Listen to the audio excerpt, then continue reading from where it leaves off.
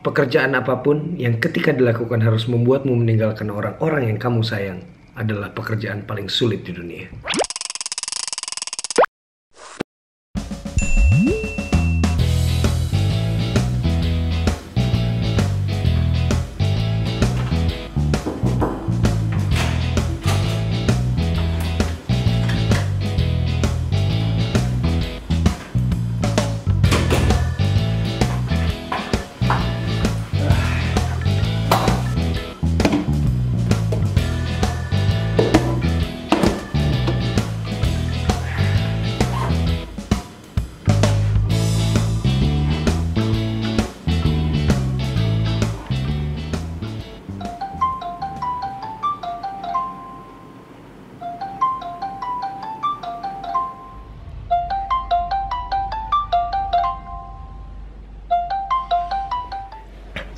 Saga.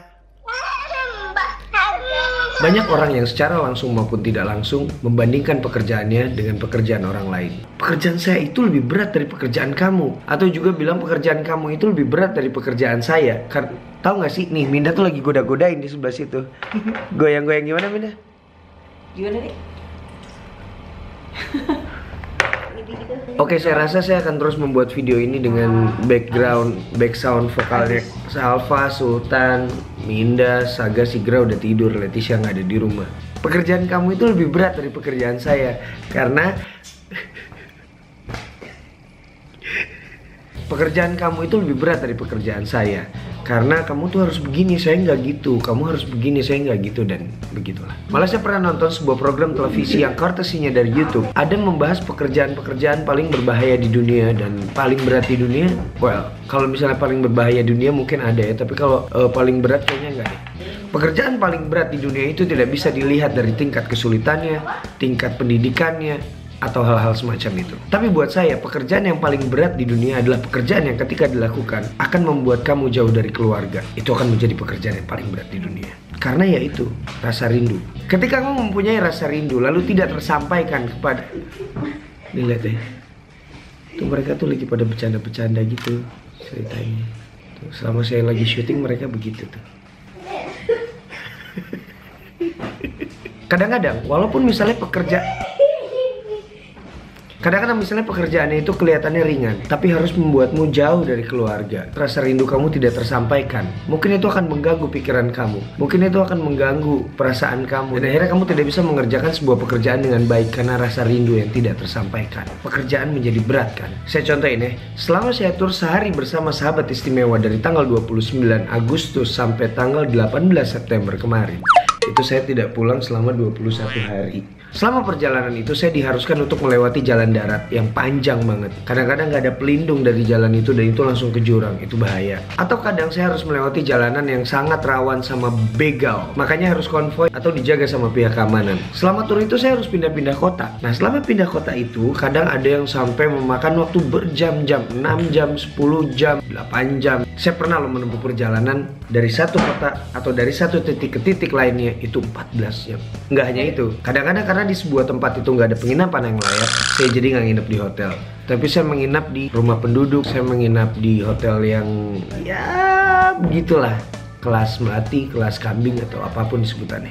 Kalau udah kayak gitu gimana saya nggak kangen sama rumah? Gimana saya nggak rindu sama istri saya nggak rindu sama anak-anak saya? Tapi kan seperti saya bilang di video kemarin hari Senin di Monday View, itu saya nggak pengen membuat pekerjaan itu menjadi berat dan saya tidak bisa mengerjakan itu dengan profesional. Makanya saya menggunakan teknologi. Saya pakai video call, saya pakai chat, atau ya cuma sekedar telepon untuk menghubungi istri saya dan anak-anak saya. Hai sayang. Lagi ngapain? Dede lagi sakit. Dede cepet sembuh ya. Sakit apa nak? Tunjuk bapaknya. Nama pohon tanya bu. Ada nama pohon apa? Rotan. Batangan makan nggak? Iya. Batangan tapi makan. Dimakan nanti Mbak Nur suruh lihat Instagramnya Manji, ada. Manji posting. Makan rotan namanya. Ini di belakang kamar Manji pohon pisang. Tuh. Ada mau ke sini. Tuh lihat tuh. Itu rumah Manji. Hotel nak. Gak nih gak. Tunggu. Pohon pisang. Bentar. Nih. Nih ada jantung pisang nih gak. Tuh. Lihat gak? Ini namanya pisang apa? Itu namanya pisang Ambon. Saya kok penting makannya apa? Belum, pisangnya belum gede. Nanti dia akan membesar nak. Walaupun kadang-kadang pada saat menelpon atau video call itu bikin hati jadi tambah berat lagi rindunya. Misalnya karena anak-anak merengek saya untuk pulang. Ya, misalnya kayak gini nih. Manji pulang. Iya, nanti Manji pulang. Manji pulang. Kenapa nggak pulang Manji? Manji kan kerja dulu. Manji kerjanya di rumah. Iya, nanti Manji kerja di rumah ya. Hal yang menyenangkan adalah ketika pada saat di perjalanan saya melihat di video call, di WhatsApp atau bahkan di jejaring sosial yang diupload sama istri saya, itu ada postingan tentang prestasi anak-anak. Yang misalnya prestasi simpel-simpel aja sih, kayak misalnya bisa menulis dari A sampai J atau A sampai Z, atau juga udah bisa menggambar ini, menggambar itu, atau bisa mewarnai ini, mewarnai itu, udah bisa bicara ini, atau dapat nilai berapa di sekolah, atau melakukan sebuah kegiatan yang menyenangkan di sekolahnya, melakukan sebuah kegiatan yang menyenangkan di lingkungannya, dan itu membuat saya senang. Itu juga kenapa saya pelan-pelan mengajarkan babysitter untuk bisa posting atau upload kabar anak-anak yang ada di rumah. Kenapa? Supaya saya bisa tahu perkembangan anak-anak dari perspektif mereka. Juga mungkin supaya saya bisa mendapatkan sudut pandang yang berbeda tentang anak-anak dan kabar terbarunya dari sudut pandang yang berbeda yang biasa saya dapetin dari istri saya. Mana O-nya? H. Yes. O. Terus? Mango color green. Banana color yellow. Grape color purple.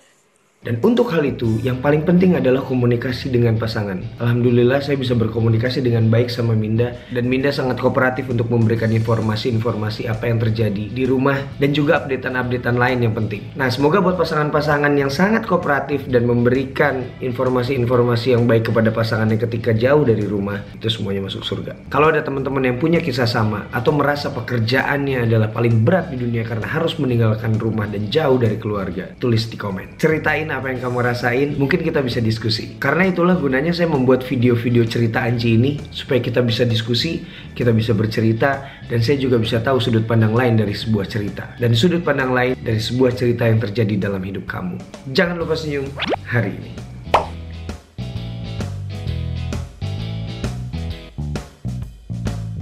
Begini.